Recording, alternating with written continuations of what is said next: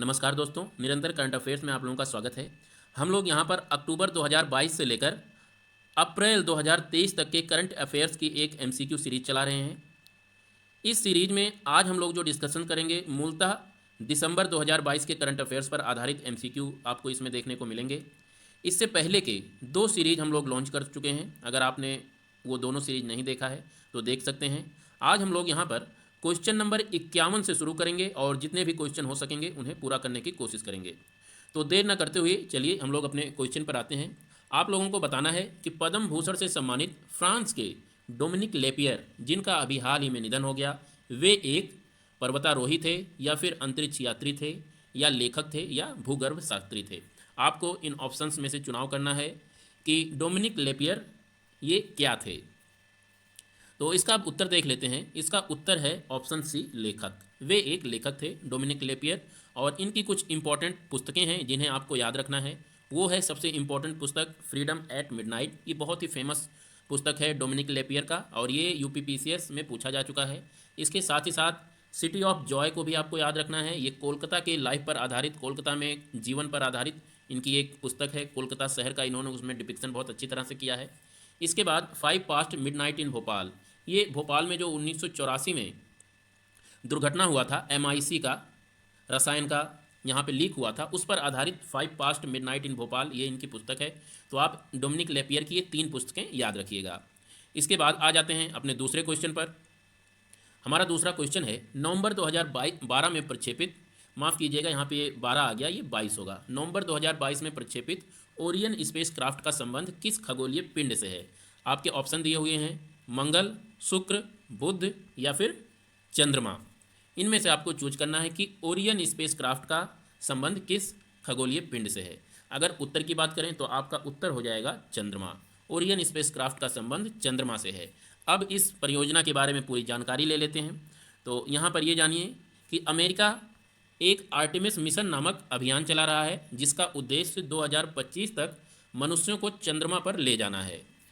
इस Artemis mission का संबंध चंद्रमा पर मनुष्यों को ले जाने से है। और आप यहाँ से याद रखिएगा, इस मिशन में जिस रॉकेट का यूज किया जा रहा है उस रॉकेट का नाम है स्पेस लॉन्च सिस्टम, और जिस अंतरिक्ष यान का प्रयोग किया जा रहा है उस अंतरिक्ष यान का नाम है ओरियन।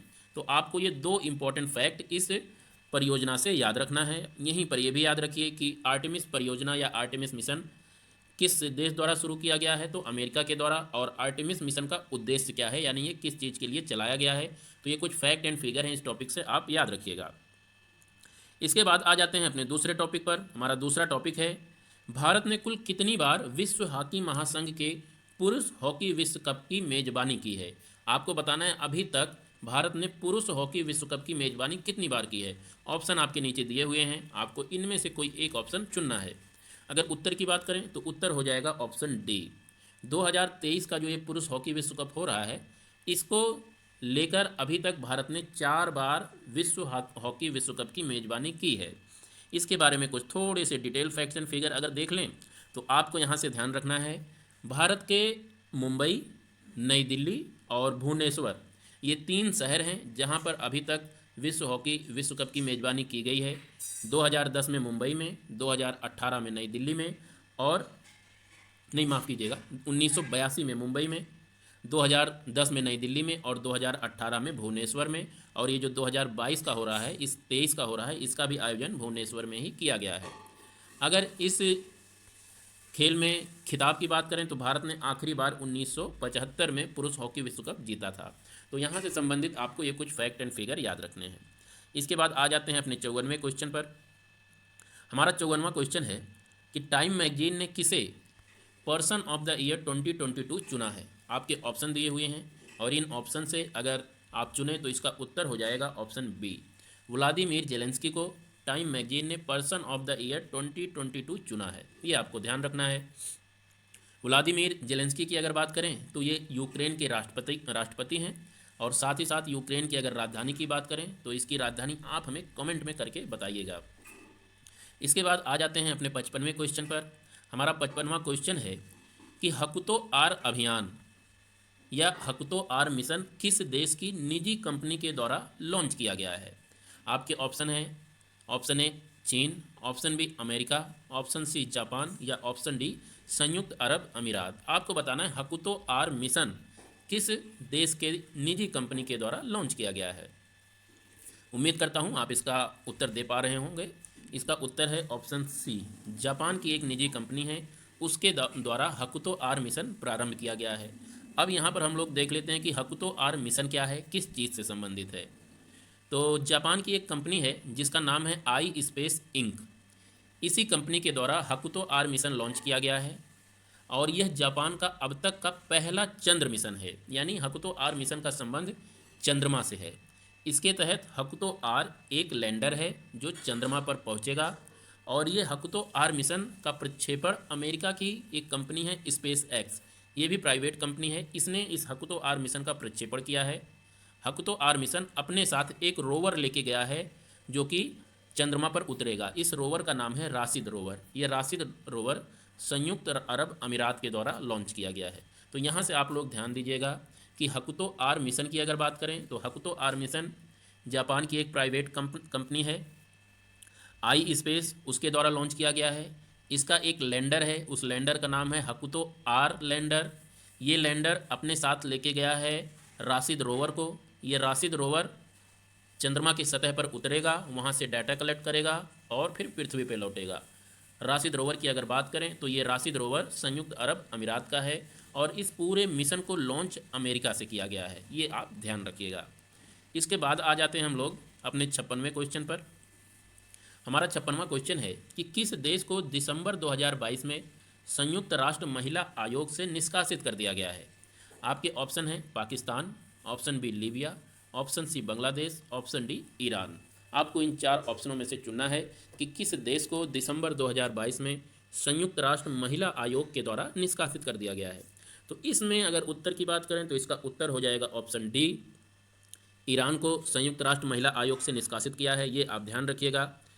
इसी वर्ष यानी 2023 में ही, माफ़ कीजिएगा 23 नहीं 2022 में ही ईरान को संयुक्त राष्ट्र के महिला आयोग का सदस्य चुना गया था। इसका कार्यकाल 1926 तक रहता, लेकिन अभी हाल ही में इसे यहाँ से बर्खास्त कर दिया गया है, इसकी सदस्यता को हटा दिया गया है। तो आप ईरान का नाम ध्यान रखिएगा। इसके बाद आ जाते हैं अपने 57वें क्वेश्चन पर। हमारा 57वां क्वेश्चन है फ्रीडम एट मिडनाइट किसकी रचना है। इस क्वेश्चन का हम लोग डिस्कशन ऊपर भी कर चुके हैं। ये टॉपिक सेम है लेकिन क्वेश्चन पूछे जाने का अंदाज अलग है। यहाँ पर ये क्वेश्चन कुछ स्टैटिक का टेक्सचर लिए हुए है। देखिए इसका ऑप्शन जो हो जाएगा ऑप्शन सी होगा, डोमिनिक लेपियर। इनका अभी हाल ही में निधन हो गया, भारत सरकार के द्वारा इन्हें पद्म भूषण सम्मानित किया गया है। तो यहाँ पर ये क्वेश्चन डायरेक्ट इनके ऊपर ना पूछ के इनकी रचना के बारे में पूछ लिया और आपको पता भी नहीं लगेगा कि ये जो क्वेश्चन है कहीं ना कहीं हालिया घटनाक्रमों से प्रेरित है। तो इस तरह के भी क्वेश्चन देखने को मिलते हैं, खासकर यूपीएससी में। यूपीएससी में ऐसे करंट के क्वेश्चन आते हैं जिसमें आपको पता ही नहीं लगता, आपको भनक ही नहीं लगती कि ये क्वेश्चन करंट का है, जबकि वो रहता है करंट का। तो कुछ वही टेक्सचर लिए हुए क्वेश्चन है। फ्रीडम एट मिडनाइट किसकी रचना है, तो आपका ऑप्शन सी याद रखिएगा, डोमिनिक लेपियर। इनके 2 जो रचना और हैं उन्हें भी आप याद रखिए, वैसे हमने ऊपर तो डिस्कस कर ही लिया है। सिटी ऑफ जॉय, जिसमें ये कोलकाता की लाइफ यानी कोलकाता में लाइफ कैसी होती है उसके बारे में बात करते हैं और कोलकाता को सिटी ऑफ जॉय के रूप में ये इसमें परिभाषित करते हैं, निरूपित करते हैं। तो आप ये ध्यान रखिएगा। इसके बाद 5 पास्ट मिडनाइट इन भोपाल, ये 1984 में जो MIC रसायन के लीक होने से घटना घटी थी भोपाल में, उससे संबंधित उस पर आधारित ये पुस्तक है। तो ये 2 पुस्तकें और याद रखिएगा इनका। इसके बाद आ जाते हैं अपने 58वें क्वेश्चन पर। आपको इसमें बताना है कि निम्नलिखित देशों में से किस देश के 200 वर्ष से ज़्यादा के लोकतांत्रिक इतिहास में पहली बार किसी महिला को राष्ट्रपति बनाया गया है। ये बहुत ही चर्चित क्वेश्चन है, घुमा फिरा के इधर उधर से कुछ भी आपसे पूछा जा सकता है। तो इसका उत्तर अगर आप दे पाएँ तो ऑप्शन चूज कीजिए और कोशिश करें कि कमेंट में अगर लिख पाएँ तो इसे लिखिए कि इसका उत्तर क्या होगा। मैं बता देता हूँ, इसका उत्तर हो जाएगा ऑप्शन डी। पेरू के 200 वर्ष से ज़्यादा के लोकतांत्रिक इतिहास में पहली बार ऐसा हुआ है कि किसी महिला को राष्ट्रपति बनाया गया है। तो आप ये ध्यान रखिएगा, डीना बोलुआर्टे उनका नाम है, डीना जी। तो ये आप डीना का नाम याद रखिएगा, इन्हें बनाया गया है यहाँ का राष्ट्रपति। इसके बाद 59वें क्वेश्चन पर आ जाते हैं। 59वां क्वेश्चन है हमारा, कौन सा शहर कभी भी पुरुष हॉकी विश्व कप का मेज़बान नहीं रहा। ये क्वेश्चन भी कुछ स्टैटिक टेक्सचर लिए हुए है लेकिन है ये करंट अफेयर से ही संबंधित। ये क्वेश्चन अभी हम ऊपर भी डिस्कस कर चुके हैं, इसका जो एक्सप्लेनेशन है। तो इसमें आपको बताना है, ऑप्शन दिए हुए हैं कोलकाता, भुवनेश्वर, नई दिल्ली और मुंबई। आपको बताना है इन 4 शहरों में से कौन सा वो शहर है जहाँ पर अभी तक कभी भी पुरुष विश्व हॉकी का आयोजन नहीं हुआ है। अगर उत्तर की बात करें तो इसका उत्तर हो जाएगा ऑप्शन ए। कोलकाता में अभी तक कभी भी पुरुष हॉकी विश्व कप का आयोजन नहीं किया गया है, ये बात आप ध्यान रखिएगा।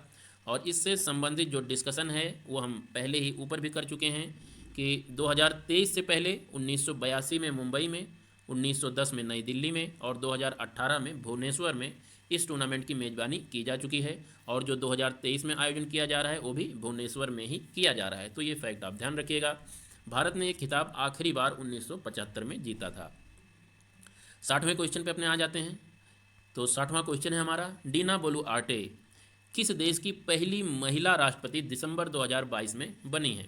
देखिए ये क्वेश्चन भी ऊपर हम डिस्कस कर चुके हैं और मैंने इस सीरीज में क्वेश्चन ऐसे रखने की कोशिश की है, ऐसे क्वेश्चन फ्रेम करने की कोशिश की है जिससे आपको ये पता लग सके कि एक ही टॉपिक से क्वेश्चन किस तरह से घुमा फिरा के पूछा जा सकता है। वहाँ पर देखिए क्वेश्चन वही है, इसका उत्तर हो जाएगा चिली। यहाँ पे नाम भी दे दिया कि डीना बोलुआर्टे किस देश की पहली महिला राष्ट्रपति 2022 में बनी है, तो उत्तर हो जाएगा चिली। और यही क्वेश्चन अगर आप ऊपर देखें तो सेम क्वेश्चन था, सेम ही इसका उत्तर होता, लेकिन पूछने का तरीका कुछ अलग था। यहाँ पर पूछा गया कि निम्नलिखित में से किस देश के 200 वर्ष से ज़्यादा के लोकतांत्रिक इतिहास में पहली बार किसी महिला को राष्ट्रपति बनाया गया है। तो कुछ डीप में जाके क्वेश्चन पूछ लिया, इसका उत्तर भी पेरू था। तो इस तरह से क्वेश्चनों की विविधता होती है। अगर आप टॉपिक पर अपना पकड़ बना के पढ़ेंगे तो कोई भी क्वेश्चन आएगा करंट अफेयर्स से तो आसानी से किया जा सकता है। तो 60वें क्वेश्चन का उत्तर हो जाएगा ऑप्शन डी, चिली की ये पहली महिला राष्ट्रपति बनी है डीना बोलुआर्टे, ये आप ध्यान रखिएगा। अभी एक दो क्वेश्चन और आएगा आगे, फिर हम थोड़ी बहुत जानकारी चिली के बारे में भी लेंगे। अब आइए बात कर लेते हैं अपने दूसरे क्वेश्चन की। आपको बताना है कि राशिद नामक मून रोवर किस देश द्वारा लॉन्च किया गया है। ये आपका उत्तर है option A, option B, option C या ऑप्शन डी। इनमें से आपको कोई एक चुनना है। इस क्वेश्चन को भी हम ऊपर डिस्कस कर चुके हैं। ऑप्शन की अगर बात करें आंसर की तो ऑप्शन सी हो जाएगा। संयुक्त अरब अमीरात मुस्लिम जगत का पहला ऐसा देश बन गया है जिसने चंद्रमा की सतह का अध्ययन करने के लिए राशिद नाम का एक मून रोवर चंद्रमा पर भेजा है। ये सब चीज़ें आप ध्यान रखिएगा। इसके साथ यहाँ पर एक चीज़ ध्यान रखिए कि हम बार बार बात कर रहे हैं लैंडर, रोवर और ऑर्बिटर की। तो ये अंतरिक्ष से संबंधित 3 टर्मिनोलॉजी है, बहुत इंपॉर्टेंट, आपको ध्यान रखना है। जैसे मान लीजिए ये चंद्रमा है, तो चंद्रमा के चारों तरफ इस तरह से जो भी चीज़ परिक्रमा करेगी, घूम रही है, उसे हम लोग ऑर्बिटर कहते हैं। इसी ऑर्बिटर में लैंडर और रोवर रखे हुए होते हैं।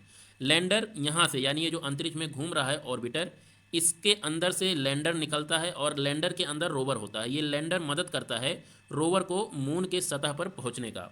तो रोवर लैंडर की सहायता से मून की सतह पर पहुँचता है और फिर रोवर जो होता है यहाँ पर पहुँचकर अपने आसपास की ज़मीन का निरीक्षण करता है। तो ये 3 टर्मिनोलॉजी आपको याद रखना है।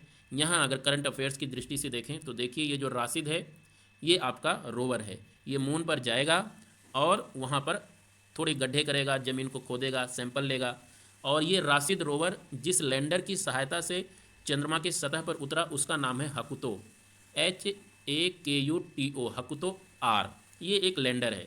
ये लैंडर कहाँ का है? ये लैंडर है जापान के एक प्राइवेट कंपनी स्पेस की। तो ये ध्यान रखिएगा। ये ऑर्बिटर का भी विकास इसी कंपनी के द्वारा किया गया है। अब आ जाते हैं हम लोग अपने 62वें क्वेश्चन पर। 62वां क्वेश्चन है हमारा, अमेरिकी अंतरिक्ष एजेंसी नासा के आर्टेमिस मिशन का लक्ष्य किस खगोलीय पिंड पर 2025 तक मानव भेजना है।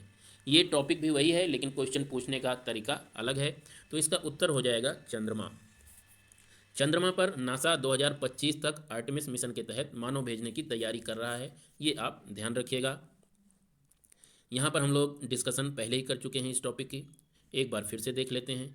अमेरिका आर्टेमिस मिशन के जरिए 2025 तक चंद्रमा के सतह पर मानव भेजने की तैयारी कर रहा है। आर्टेमिस मिशन में जो अंतरिक्ष यान का प्रयोग होगा उसका नाम ओरियन है, ये आपको याद रखना है। और जिस रॉकेट के जरिए इस मिशन को प्रक्षेपित किया गया है उस रॉकेट का नाम है स्पेस लॉन्च सिस्टम। तो आपको ये 2 चीज़ यहाँ से याद रखना है। इसके बाद आ जाते हैं अपने 63वें क्वेश्चन पर। 63वां क्वेश्चन है हमारा, किस शहर ने पुरुष हॉकी विश्व कप की मेजबानी 2 बार की है। यहाँ पे आपके ऑप्शन दिए हुए हैं भुवनेश्वर, नई दिल्ली, मुंबई और कोलकाता। ये हमारा जो पुरुष हॉकी विश्व कप चल रहा है उससे ही संबंधित एक दूसरा क्वेश्चन है। आपको बताना है कि कौन सा शहर 2 बार पुरुष हॉकी विश्व कप का आयोजक बना है। तो इसमें से देखिए, कोलकाता में तो ये कभी भी इसका आयोजन नहीं हुआ है पुरुष हॉकी विश्व कप का। मुंबई की अगर बात करें तो एक बार यहाँ पर आयोजन हुआ है। नई दिल्ली की बात करें तो यहाँ पर भी एक बार आयोजन हुआ है। और अगर भुवनेश्वर की बात करें तो यहाँ पर 2 बार हुआ है, एक 2023 में जो अभी वहाँ चल रहा है, और एक 2018 में। तो लगातार 2 बार पुरुष हॉकी विश्व कप का आयोजन करने वाला ये भारत का एकमात्र शहर बन गया है भुवनेश्वर। आपको याद रखना है। भुवनेश्वर है कहाँ? भुवनेश्वर है उड़ीसा में। ये आप मैप में उड़ीसा देख सकते हैं। उड़ीसा की राजधानी भुवनेश्वर है। अगर उड़ीसा के बारे में कुछ और बात करें तो उड़ीसा उत्कल दिवस मनाता है अपने स्थापना दिवस के अवसर पर, उसे उत्कल दिवस कहा जाता है। 1 अप्रैल 1936 को इसका गठन किया गया था। राजधानी भुवनेश्वर है। राज्यपाल यहाँ के गणेशी लाल, मुख्यमंत्री नवीन पटनायक। और अगर लोकसभा और राज्यसभा में सीटों की बात करें तो 21 लोकसभा, राज्यसभा की 10 सीटें आपको याद रखना है। भुवनेश्वर की अगर बात करें तो आप मैप में देख सकते हैं, यहाँ पर ये भुवनेश्वर अवस्थित है। इस सिटी को स्पोर्ट कैपिटल ऑफ इंडिया के नाम से जाना जाता है, और उसके साथ ही साथ इसे ही टेम्पल सिटी ऑफ इंडिया के नाम से भी जाना जाता है भुवनेश्वर को, क्योंकि इसके आसपास के घेरे में 100 किलोमीटर के दायरे में बहुत सारे टेम्पल इधर उधर बिखरे पड़े हैं। अपने अगले क्वेश्चन की बात करें, ये हम लोग पहले ही डिस्कस कर चुके हैं पूरा ऊपर कि टूर्नामेंट कहाँ कहाँ हुआ है। तो फुटबॉल विश्व कप की अब बात करते हैं। आपको बताना है फुटबॉल विश्व कप 2022 का विजेता कौन सा देश बना है। आपके ऑप्शन है: A France, B Morocco, C Croatia, D Argentina. आपको इनमें से चूज करना है कि फुटबॉल विश्व कप 2022 का विजेता कौन सा देश रहा है। तो अगर उत्तर की बात करें तो उत्तर हो जाएगा ऑप्शन डी। अब इससे संबंधित कुछ फैक्ट एंड फिगर देख लेते हैं विश्व कप से संबंधित। तो आपको याद रखना है कि इसका आयोजन कतर में हुआ था इस बार जो फुटबॉल विश्व कप है, और इसका जो फाइनल खेला गया था वो लुसेल स्टेडियम में खेला गया था। यहीं पर अर्जेंटीना ने 36 वर्ष बाद इस आयोजन में पहला नंबर हासिल किया, यानी फुटबॉल विश्व कप का विजेता अर्जेंटीना है, और ये 36 वर्ष बाद इसे जीत नसीब हुई है। 1978 में इससे पहले और 1986 में ये पुरुष विश्व कप का विजेता रह चुका है। 4 टीमें याद रखिए रैंकिंग के हिसाब से कौन कौन से इसमें रहे। तो अर्जेंटीना नंबर 1, फ्रांस दूसरे पोजीशन पे, क्रोशिया और मोरक्को, ये 4 देश आप याद रखिए। 4 ना याद रखें तो 3 को जरूर याद रखिए कि अर्जेंटीना, फ्रांस और क्रोशिया, ये तीनों इस विश्व कप में नंबर 4 तक के पोजीशन पे रहे। यहाँ से संबंधित कुछ खिलाड़ियों के नाम याद रखिए आप कि गोल्डन बूट का अवार्ड किसे मिला है? किलियन एम्बाप्पे को। गोल्डन बॉल की अगर बात करें तो लियोनेल मेस्सी को मिला है। और अगर गोल्डन ग्लव्स की बात करें तो एमिलियानो मार्टिनेज को मिला है। इसी तरह से इसमें से आपको याद रख लीजिए एक चीज़ और, इंग्लैंड के बारे में फीफा फेयर प्ले का अवार्ड इंग्लैंड को दिया गया है। तो ये कुछ फैक्ट एंड फिगर हैं, आप इन्हें और भी देख सकते हैं जो आपको विश्व कप से संबंधित याद रखना है। यहाँ से एक दो फैक्ट की अगर और बात करें तो ये विश्व कप का 22वां संस्करण था, और 2026 का जो फीफा विश्व कप होगा वो 3 अलग अलग देशों में होगा, जिनमें संयुक्त राज्य अमेरिका, कनाडा और मैक्सिको शामिल है। यानी जो उत्तरी अमेरिका है उसके जो 3 प्रमुख देश हैं, कनाडा, अमेरिका और मैक्सिको, यहाँ पर 2026 के फुटबॉल विश्व कप का आयोजन किया जाएगा, ये आपको ध्यान रखना है। इसके बाद आ जाते हैं हम लोग अपने 65वें क्वेश्चन पर। सुर्खियों में रहे सेमेरू ज्वालामुखी किस देश में स्थित है, ये आपको बताना है। Option A Malaysia, option B Mexico, option C Canada और ऑप्शन डी इंडोनेशिया। अगर उत्तर की बात करें तो इसका आंसर हो जाएगा ऑप्शन डी, इंडोनेशिया। सेमेरू ज्वालामुखी इंडोनेशिया में अवस्थित है। आप ये देख सकते हैं मैप, साउथ ईस्ट एशिया का पूरा मैप है, जिसमें इंडोनेशिया ये वाला पोर्शन है नीचे वाला, ये आपको ध्यान रखना है। इस मैप में भी आप यही देख सकते हैं इंडोनेशिया का पूरा मैप दिया हुआ है। इसमें यहाँ पर मलक्का की स्ट्रेट है, यहाँ पर सुंडा स्ट्रेट है, ये सब कुछ आपको याद रखना है। और ये जो सेमेरू ज्वालामुखी है यहाँ पर अवस्थित है, जावा प्रायद्वीप पे ये अवस्थित है, ये आपको ध्यान रखना है। इसके बाद बात कर लेते हैं 66वें क्वेश्चन की। तो आपको बताना है कि पुरुष हॉकी विश्व कप 2022 का आयोजन भारत के किस राज्य की राजधानी में किया जाएगा। ये क्वेश्चन भी ऊपर के जैसा ही है, डायरेक्ट है, लेकिन क्वेश्चन पूछने का तरीका है। आप देख रहे होंगे कि एक ही टॉपिक है और एक ही टॉपिक पर हम किस तरह से क्वेश्चन घुमा घुमा कर बना सकते हैं, कैसे कैसे क्वेश्चन पूछा जा सकता है। तो आपको बेसिकली टॉपिक तैयार करना है, उससे संबंधित जितने भी एमसीक्यू हैं वो स्वतः आपके हो जाएंगे, लेकिन टॉपिक अच्छी तरह से तैयार करें। तो तो अगर इसमें बात करें तो इसका उत्तर हो जाएगा ऑप्शन ए। उड़ीसा की राजधानी है भुवनेश्वर, वहीं पर पुरुष हॉकी विश्व कप 2022 का आयोजन किया जा रहा है। ये वही सब फैक्ट एंड फिगर हैं जिसे आप दोबारा देख सकते हैं। आ जाते हैं अपने 67th क्वेश्चन पर। यहाँ पर आपको बताना है कि लियो वराडकर अभी हाल ही में किस देश के प्रधानमंत्री नियुक्त किए गए हैं, ये आपको बताना है। ऑप्शन आपके सामने दिए हुए हैं, इनमें से कोई एक चुनिए और कमेंट में लिखने की कोशिश कीजिए, क्योंकि अगर एक बार आप लिख देंगे तो आपको हमेशा के लिए याद हो जाएगा। अगर उत्तर की बात करें तो उत्तर है सी, आयरलैंड। आयरलैंड के पीएम बने हैं लियो वराडकर और ये भारतीय मूल के हैं, ये भी आप ध्यान रखिएगा। अगले क्वेश्चन पे आने से पहले हम लोग देख लेते हैं कि आयरलैंड कहाँ पर अवस्थित है। तो आप लोग ये पूरा का पूरा यूरोप का मैप देख रहे हैं। यूरोप के मैप में यहाँ पर ये देखिए ग्रीन कलर में जो दिखाया गया है, ये आपका ब्रिटिश आइल्स इन्हें कहते हैं, ब्रिटिश द्वीप समूह इन्हें कहते हैं। इन्हीं ब्रिटिश द्वीप समूह में ये जो आप बड़ा वाला द्वीप समूह देख रहे हैं, ये ब्रिटेन का द्वीप समूह है, और ये जो छोटे में देख रहे हैं थोड़ा, ये आयरलैंड का द्वीप समूह है। इन दोनों द्वीप समूहों को मिलने से आपका ब्रिटिश आइल्स का निर्माण होता है, ये आप ध्यान रखिएगा। इसी का थोड़ा एनलार्ज मैप देख लेते हैं। तो एनलार्ज मैप में यहाँ पे ये देखिए, जो आप हरे पोर्शन में देख रहे हैं, ये वाला पोर्शन ये यूनाइटेड किंगडम है, और ये वाला जो पोर्शन है ये आयरलैंड है। आयरलैंड की अगर राजधानी की बात करें तो आयरलैंड की राजधानी डबलिन है, ये आप ध्यान रखिएगा। यही इस मैप का एनलार्ज मैप है, जो ऊपर आप देख रहे हैं, इसका एनलार्ज मैप ये है। यहाँ पे केवल हम इस आयरलैंड के द्वीप समूह को देख रहे हैं। तो आयरलैंड के द्वीप समूह में आप आसानी से देख सकते हैं कि यहाँ पर ये डबलिन अवस्थित है। और यहाँ से संबंधित एक फैक्ट याद रखिएगा कि आयरलैंड और ब्रिटेन को अलग करने का यहाँ पे देखिए नॉर्थ चैनल है, और यहाँ पे सेंट जॉर्ज चैनल है। तो ये दो चैनल आपको याद रखने हैं। सेंट जॉर्ज चैनल सेल्टिक सी और आयरिश सी दोनों को जोड़ता है, ये फैक्ट आप ध्यान रखिएगा। क्वेश्चन पूछा जाता है कि ये कहाँ अवस्थित है, सेंट जॉर्ज चैनल कहाँ अवस्थित है और नॉर्थ चैनल कहाँ अवस्थित है। तो ये फैक्ट एंड फिगर आप ध्यान रखिएगा। इसके बाद आ जाते हैं 68th क्वेश्चन पर। तो यहाँ से आपको बताना है कि फुटबॉल विश्व कप 2022 का मेजबान लुसेल स्टेडियम किस देश में स्थित है। टॉपिक सेम है, लेकिन क्वेश्चन पूछे जाने का तरीका बहुत ही अलग है। अगर आपने डिटेल में नहीं पढ़ा है तो फिर क्वेश्चन नहीं हो पाएगा। यहाँ पर पूछ रहा है कि लुसेल स्टेडियम, जहाँ पर फुटबॉल विश्व कप का आयोजन किया गया था, वो किस देश में अवस्थित है। तो आपका उत्तर हो जाएगा इसका बी, कतर। कतर में अवस्थित है। मैप में देख लीजिए कतर कहाँ है। तो ये दक्षिण पश्चिम एशिया है, ये पोर्शन जो आप सफ़ेद में देख रहे हैं। इसमें जो आपका ये प्रायद्वीप है, जिसे अरब का प्रायद्वीप कहते हैं, अरब प्रायद्वीप पर स्थित एक बहुत छोटा सा देश ये कतर है। इसी इमेज को हम थोड़ा सा एनलार्ज कर देते हैं तो ये नीचे वाला इमेज आ जाएगा। इस नीचे वाले इमेज में आप देख सकते हैं कि यहाँ पर ये कतर अवस्थित है। अरब के प्रायद्वीप पर उसके पूरब में ये आपका उत्तर पूर्व भी से आप कह सकते हैं, उत्तर पूर्व में कतर अवस्थित है।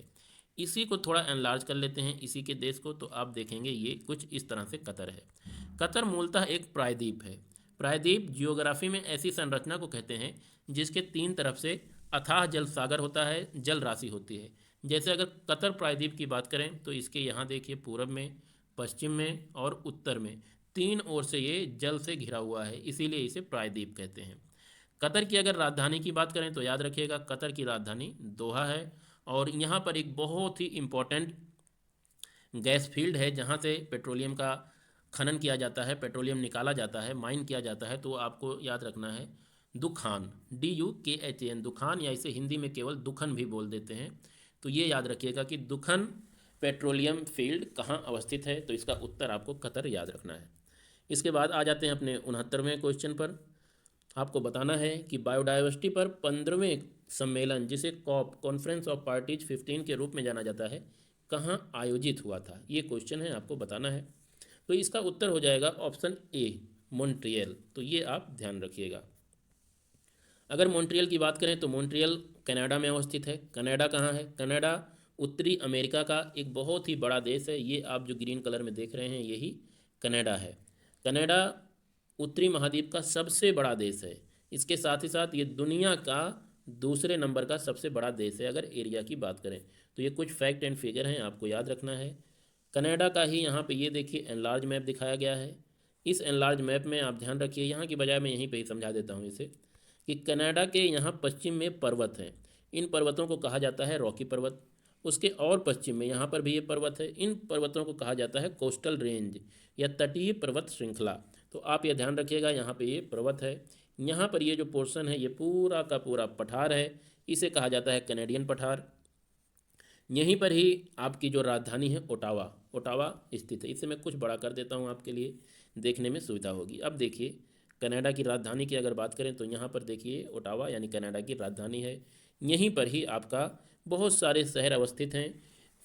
5 झीलें हैं जो यहीं पर अवस्थित हैं, जिनमें से एक झील मिशिगन पूर्णतः अमेरिका में अवस्थित है। ये वाली झील मिशिगन है, ये पूर्णतः अमेरिका में अवस्थित है, और बाकी 4 झीलें जो हैं वो कनाडा और अमेरिका के बॉर्डर पर अवस्थित हैं। ये आप ध्यान रखिएगा। 4 झीलों में जो नाम है झीलों का वो है इरी, ओंटारियो, लेक सुपीरियर और ह्यूरोन। तो ये 4 झीलें ये हो गई, और उसके बाद मिशिगन एक झील हो गई। तो ये कुछ फैक्ट एंड फिगर है, यहाँ से आप याद रखिएगा। इसके बाद बात करते हैं अगले क्वेश्चन की। अगला क्वेश्चन है अमेरिका की फेडरल रिजर्व बैंक की प्रथम उपाध्यक्ष यानी मुख्य परिचालन अधिकारी किसे नियुक्त किया गया है, ये आपको ध्यान रखना है। अगर उत्तर की बात करें तो इसका उत्तर हो जाएगा सुष्मिता शुक्ला यानी ऑप्शन सी।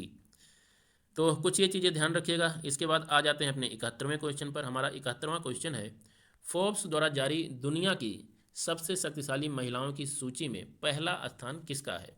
तो यहाँ से ध्यान रखिएगा। ऑप्शन ए है Christine Lagarde, option B Kamala Harris, option C Gary Barra, option D Ursula von der Leyen. तो इनमें से अगर सबसे शक्तिशाली महिला का नाम चुनना हो तो आपका उत्तर हो जाएगा ऑप्शन डी। ये आप ध्यान रखिएगा। यहाँ पर ये पूरी डिटेल दी गई है। इससे अच्छा है अभी हम आगे एक क्वेश्चन है उसे करने के बाद फिर हम लोग इस डिटेल को पढ़ेंगे।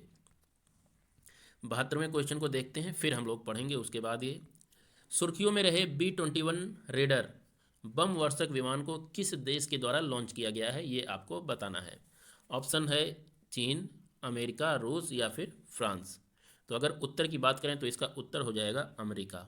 अमेरिका ने B-21 रेडर नामक एक बम वर्षक विमान तैयार किया है, जो अभी तक का सबसे लेटेस्ट बम वर्षक विमान है।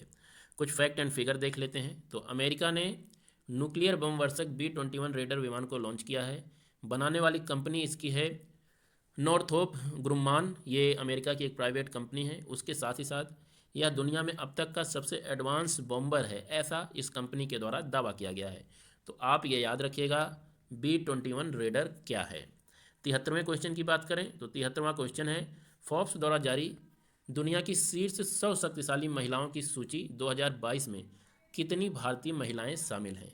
अगर सरल शब्दों में बात करें तो आपको ये बताना है कि फोर्ब्स द्वारा जारी 2022 की महिलाओं की लिस्ट, सबसे शक्तिशाली महिलाओं की लिस्ट में कितने इंडिया की महिलाएं शामिल हैं। तो आपका उत्तर हो जाएगा ऑप्शन डी यानी 6 भारतीय महिलाएं शामिल हैं।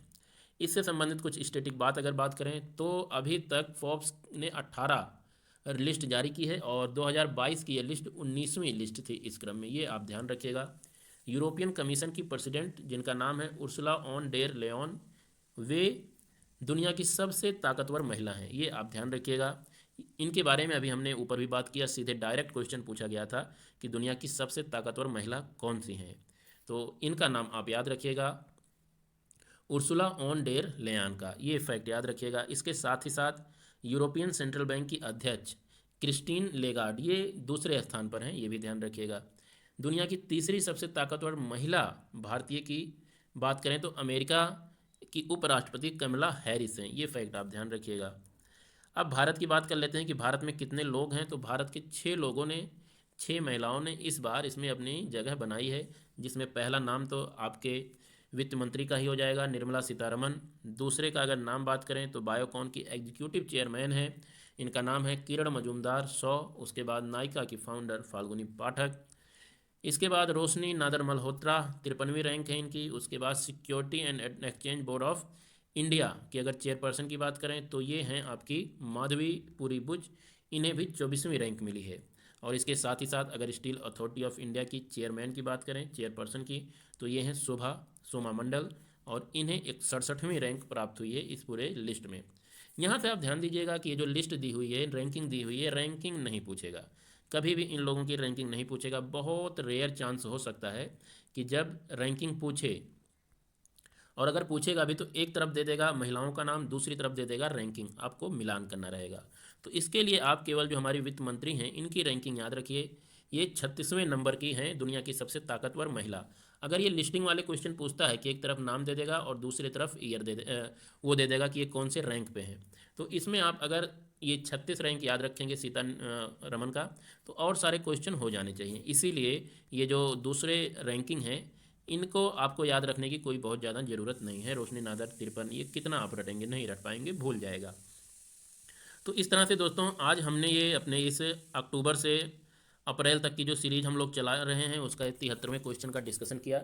आगे भी क्वेश्चन आते रहेंगे समय के साथ, हफ्ते में कम से कम एक वीडियो आपको यहाँ से देखने को मिलेगी। और हम लोग कोशिश करेंगे कि अप्रैल तक के बहुत ही जो मोस्ट इम्पॉर्टेंट टॉपिक्स हैं उस टॉपिक से संबंधित जिस तरह के क्वेश्चन भी बन सकते हों, घुमा के कैसे बन सकता है, सीधे कैसे बन सकता है क्वेश्चन, सभी क्वेश्चनों का डिस्कशन करेंगे। अगर आपने इसके पहले की जो 2 एपिसोड हैं, 2 सीरीज़ हैं, उसे नहीं देखा है तो देख सकते हैं। वहाँ पे भी हमने काफ़ी डिटेल में क्वेश्चनों को कवर करने की कोशिश की है और आगे भी करते रहेंगे। Please subscribe, share and like निरंतर करंट अफेयर्स। नमस्कार।